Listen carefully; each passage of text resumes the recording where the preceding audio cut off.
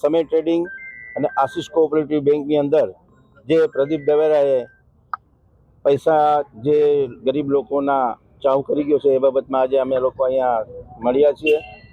બીજી વસ્તુ, પ્રદીપ દવેરાએ રાજકોટની અંદર અને પૂરા સૌરાષ્ટ્રની અંદર કૌભાંડ કરેલું છે.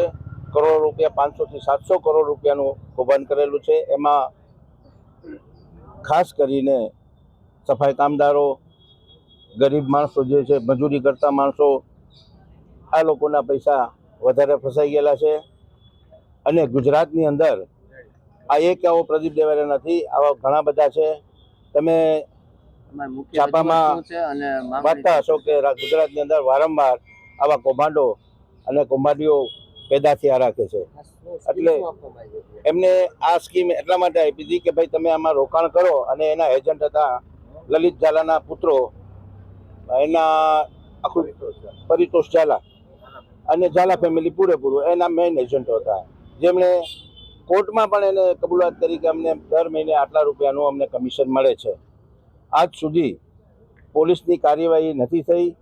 પોલીસ આની પૂરેપૂરી કાર્યવાહી કરી અને આ માણસને ગમે ત્યાંથી પકડીને હાજર કરે. કોઈ કોર્ટની તારીખમાં હાજર રહેતો નથી. એના વકીલો આવે છે અને બધાને લોલીપોપ આપે છે કે અમે પૈસા આપી દઈશું. શરતી જામીન ઉપર એને છોડવામાં આવેલ છે.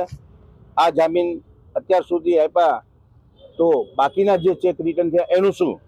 આજે સામાન્ય માણસને જે બટુભાઈએ વાત કરી કે એક ચેક રિટર્ન થાય તો 6 મહિના 1 વર્ષની એમને સજા થાય છે, તો આ માણસના 200 થી 500 ચેક રિટર્ન થયા તો એમને સજા શા માટે નથી થતી?